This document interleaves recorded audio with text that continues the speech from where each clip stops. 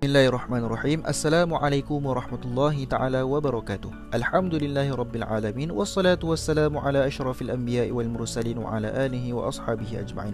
Qala rabbi syurah li sadri wa yassir li amri wa halul uqdatan min lisani yafqahu qawli, amma ba'du. Yang saya hormati dan kasihi Dr. Wardah binti Mustafadin selaku pensyarah subjek Ekologi Global dan Kelestarian LMCR 2332, para sahabat handai, rakan tawalan dan juga tidak dilupakan seluruh ahli kumpulan 1 yang telah bersama saya bertungkus lumus bagi menjayakan kajian kes ini. Semoga Allah Subhanahu Wa Taala meridai dan merahmati segala usaha yang telah kita curahkan. InsyaAllah pada hari ini saya dan saudara Syazani Azri bin Sya'ari akan membentangkan sebuah topik yang tidak asing lagi dengan negara kita. Bencana ini seringkali melanda negara kita dan juga telah membuahkan sebuah peristiwa yang sangat-sangat kronik ataupun yang sangat dahsyat pada tahun 2015. Ya, tajuk perbincangan ataupun pembentangan kami pada hari ini ialah peristiwa Jerebu dan juga El Nino pada tahun 2015. Baiklah, sebelum kita melangkah lebih lanjut berkaitan dengan perbincangan topik ini, adalah lebih baik untuk saya memperkenalkan seluruh ahli kumpulan saya. Kumpulan saya terdiri daripada 6 orang ahli, iaitu saudara Syazani Azri bin Sya'ari, saudari Siti Aminah binti Sulaiman, saudara Muhammad Aswad bin Sulaiman, saudara Muhammad Irham bin Kamal, saudari Nurul Najah binti Suhaimi dan juga saudara Syazriz Izani bin Sairun. Akan tetapi, perbincangan ataupun kajian yang kami jalankan ini tidak dapat disempurnakan dengan baik tanpa ada penglibatan penasihat kami, iaitu Dr. Wardah binti Mustafadin. Terima kasih banyak-banyak, Doktor.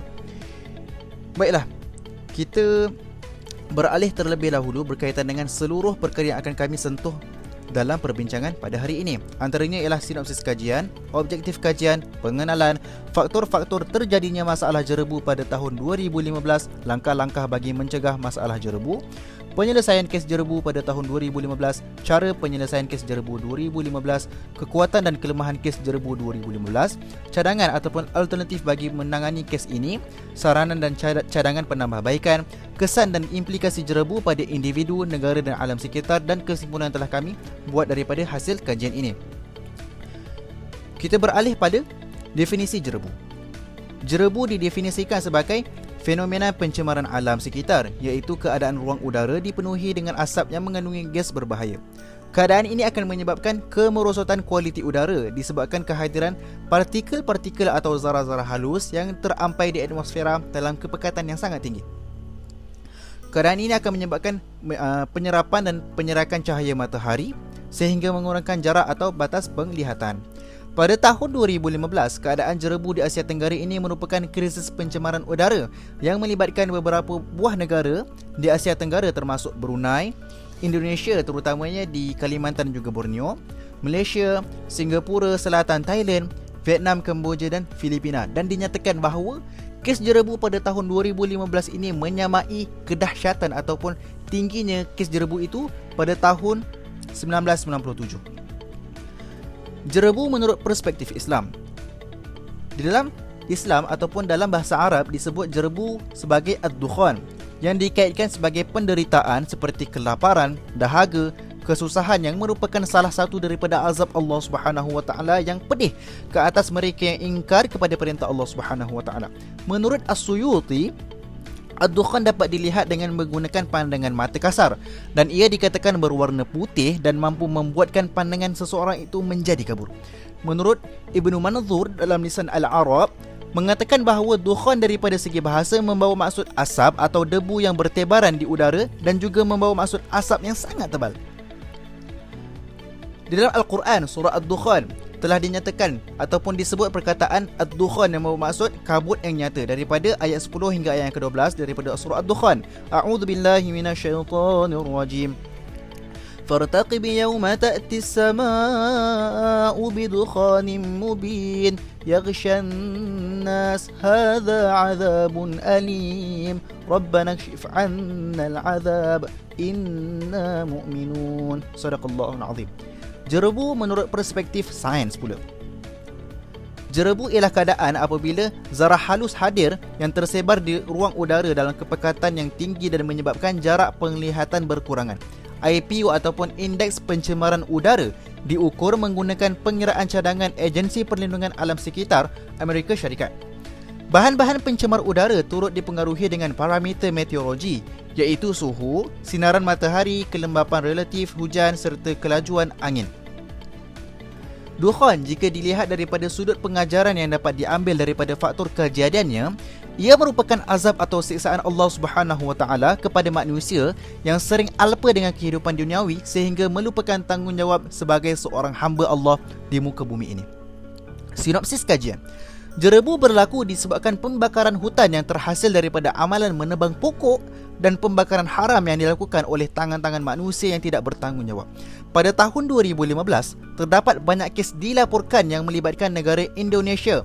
Antaranya, lebih daripada 140,000 rakyat Indonesia telah melaporkan penyakit pernafasan di kawasan yang dilanda dengan jerebu. Malaysia juga turut terjejas dengan jerebu. Akibat daripada itu, banyak kawasan terpaksa ditutup. Sambungan daripada kes ini, kerajaan Indonesia dan setempat membuat kenyataan bahawa krisis jerebu telah membunuh rakyat mereka secara perlahan-lahan. Indeks pencemaran udara IPU tidak sihat merekodkan di 24 kawasan di negeri Sarawak, Selangor, Langkawi dan Kedah yang paling teruk dilanda dengan bencana jerebu ini. Oleh yang demikian, jelaslah bahawa jerebu ini adalah satu pencemaran udara yang sangat bahaya sehingga boleh meragut nyawa manusia. Berikut merupakan antara keratan khabar yang telah menunjukkan bahawa kes jerebu pada tahun 2015 sangat-sangat kronik.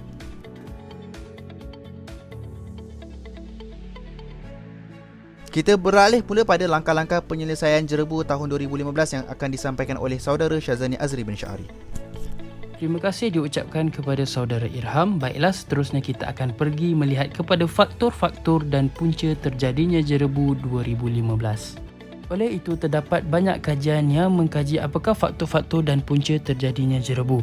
Namun, terdapat beberapa kajian yang dominan yang mengatakan bahawa antara faktor dan punca terjadinya jerebu adalah melalui pembakaran hutan secara berleluasa. Begitu juga dengan perubahan cuaca yang agak panas sehingga menyebabkan pembakaran kawasan tanah gambut di Asia Tenggara disebabkan kekeringan. Jika kita amati, antara langkah-langkah penyelesaian krisis jerebu yang telah dilaksanakan adalah merujuk kepada Perjanjian ASEAN mengenai jerebu rentas sempadan yang telah ditandatangani 7 anggota ASEAN pada tahun 2002. Dua elemen penting yang terdapat di dalam perjanjian tersebut adalah penguatkuasaan undang-undang terhadap kawasan perkilangan dan akan mengambil tindakan kepada orang yang melakukan pembakaran secara terbuka.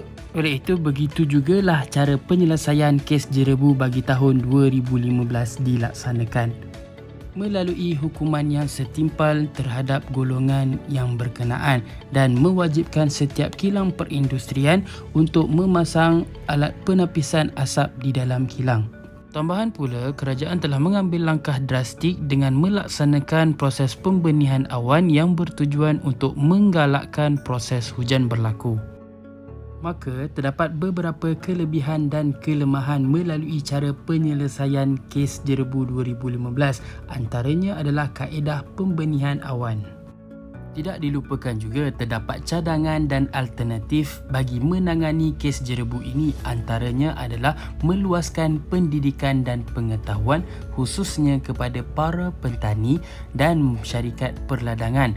Dalam masa yang sama, perlulah menguatkuasakan undang-undang serantau dengan seragam.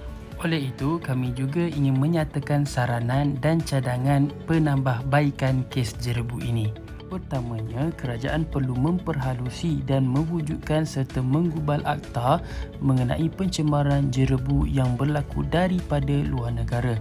Dan yang kedua, melalui keluarga, perlulah memakai penapis udara yang berkualiti di kediaman masing-masing. Dan yang ketiga, sebagai masyarakat perlu memberi kesedaran kepada masyarakat lain mengenai kepentingan untuk memelihara udara dan alam sekitar. Jika kita tidak mengambil langkah yang efektif mulai sekarang, pasti ia akan memberi kesan dan implikasi yang besar terhadap individu, negara dan alam sekitar. Antaranya ialah ramai pesakit yang akan mengalami asma atau Chronic Obstructive Pulmonary Disease ataupun COPD dan menyebabkan gejala batuk kering. Manakala kesan kepada negara ia akan menyebabkan kecacatan pertumbuhan ekonomi negara, seterusnya menjejaskan produktiviti negara.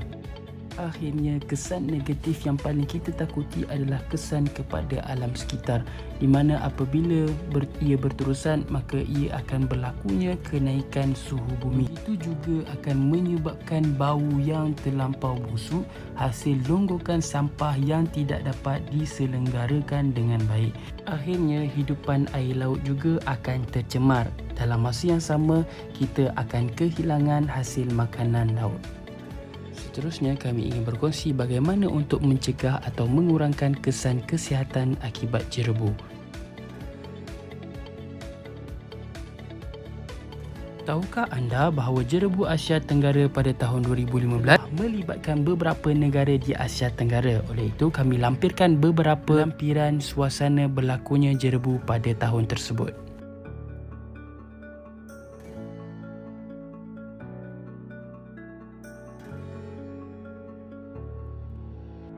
Kesimpulannya, marilah kita bermuhasabah dan menyedari akan bencana yang Allah telah kurniakan pada hari ini. Oleh itu, marilah bersama-sama kita berganding bahu untuk menangani masalah jerebu ini, seterusnya menjaga dan memelihara alam sekitar yang Allah telah kurniakan pada hari ini untuk menjamin kesejahteraan pada masa akan datang. Akhirnya, kami para pengkaji ingin menghadiahkan sebuah coretan tangan untuk difikirkan. Jadilah jiwa yang membentuk kelestarian dunia semesta. Janganlah jadi tangan-tangan yang merosakkannya. Jadilah insan yang menjadi asbab keserian alam kita. Janganlah jadi insan yang menghancurkan semuanya. Jadilah manusia yang pelihara flora dan fauna kita. Jangan jadi manusia yang pentingkan diri kita semata. Gunakan minda dan tubuh sebaiknya. Sungguh, nikmat apa lagi yang mahu kita dustakan sentiasa. Sekian, terima kasih. Wabillahi taufiq wal hidayah. Wassalamualaikum warahmatullahi taala wabarakatuh.